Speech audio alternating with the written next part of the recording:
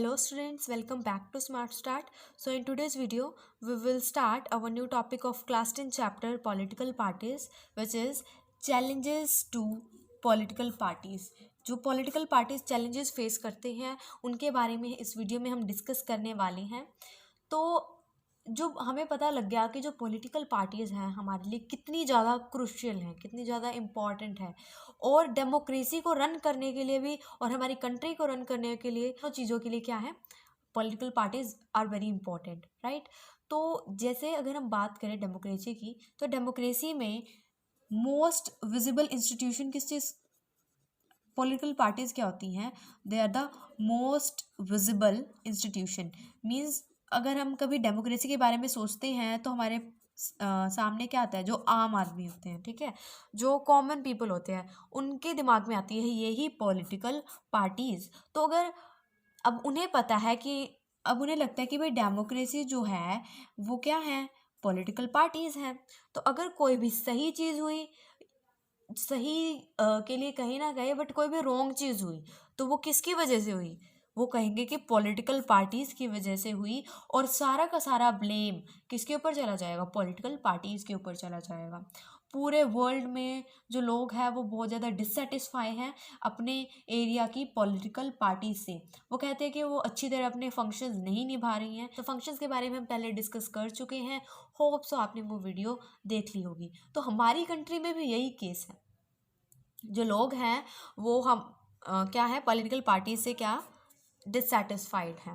वो कहते हैं कि जो भी रॉन्ग हो रहा है, whatever is wrong with the working of democracy of our country, it is because of just political parties which are ruling in our country.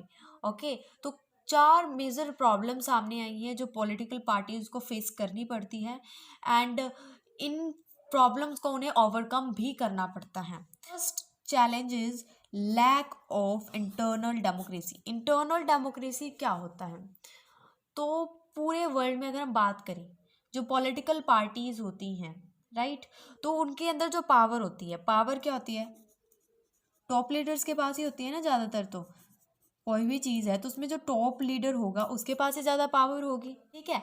तो पार्टी के अंदर जो टॉप लीडर है वही डिसाइड कर रहे हैं कि पार्टी के अंदर क्या होगा क्या नहीं होगा.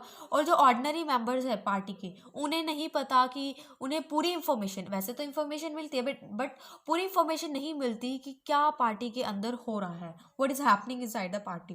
शेयर किया जाता कि क्या डिसीजन वो लेने वाले हैं. तो जो ज़्यादा पावर है यानी ग्रेटर पावर है वो किसके पास होती है, वो होती है टॉप लीडर्स के पास. ज़्यादा अमाउंट होती है पावर की, वो किनके पास होती है, वो होती है टॉप लीडर्स के पास. तो अगर हम बात करें ऑर्डिनरी किसी भी मेंबर की जो कि पार्टी में काम कर रहा है, राइट, तो ऑर्डिनरी मेंबर की अगर हम बात करें, लीडर की जो चॉइस है उसे मानना पड़ेगा. कोई मैटर नहीं करता कि उसकी पर्सनल चॉइस क्या है, तो यहाँ उसकी पर्सनल चॉइस बिल्कुल भी नहीं पूछी जाती.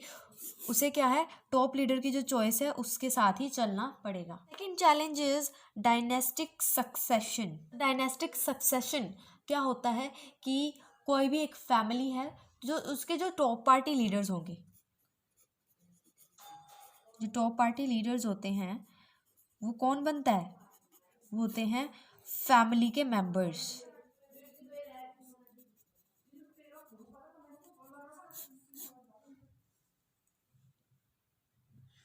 तो जो फैमिली के मेंबर्स होते हैं वो टॉप पार्टी लीडर्स होते हैं, तो औरों को तो मौका मिलता ही नहीं है, चाहे वो अनफेयर मीन्स यूज़ करें अपनी एडवांटेज को लेने के लिए या फिर लोगों को फेवर में अपने करने के लिए. तो जो फैमिली के मेंबर्स होते हैं वही क्या बनते हैं, टॉप पार्टी के लीडर्स बनते हैं, जो कि डेमोक्रेसी के लिए बिल्कुल भी सही नहीं है.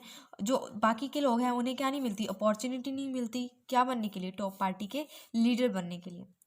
Next challenge is money and muscle power.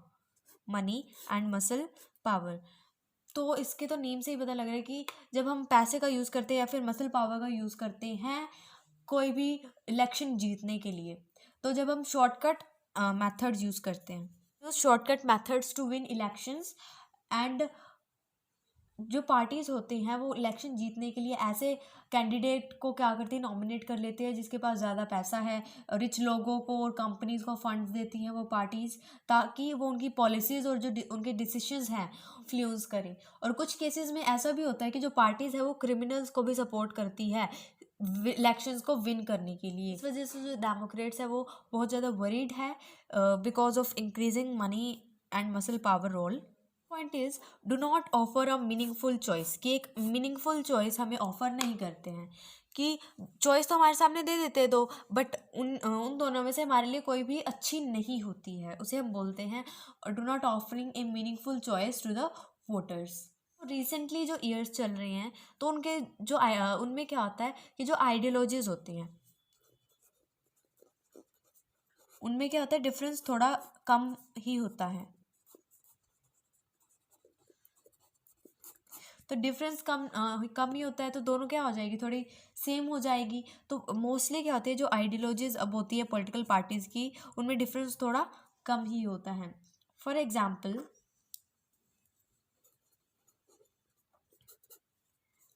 जो लेबर पार्टी है ब्रिटेन की और जो कंजर्वेटिव पार्टी है, so these are the two parties of Britain। तो ये दोनों जो पार्टीज है इनके बीच का जो डिफरेंस है वो क्या है, थोड़ा ही है।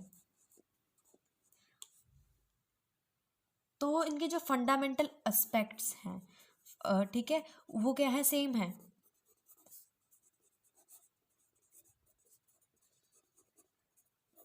तो डिफरेंट क्या है, डिफरेंट है कि अपनी पॉलिसीज़ को कैसे फ्रेम करते हैं, उन्हें कैसे इम्प्लीमेंट करती हैं। तो इसी तरह से काफ़ी सारी जो कंट्रीज़ है उसमें जो वोटर्स है उनके पास मीनिंगफुल चॉइस अवेलेबल नहीं होती, सो दैट वो किसी भी एक पार्टी को चूज़ कर सके। तो जब वो एक पार्टी से दूसरी पार्टी में शिफ्ट करते हैं तो वही सेम सेट ऑफ लीडर्स जो है या फिर वही जो आइडियोलॉजीज़ है वो रिपीट होती रहती हैं। इस वजह से क्या है, उन्हें एक मीनिंगफुल चॉइस ऑफर नहीं की जाती। So that was all about the challenges faced by political parties or challenges to political parties. This video we will discuss about how can parties be reformed.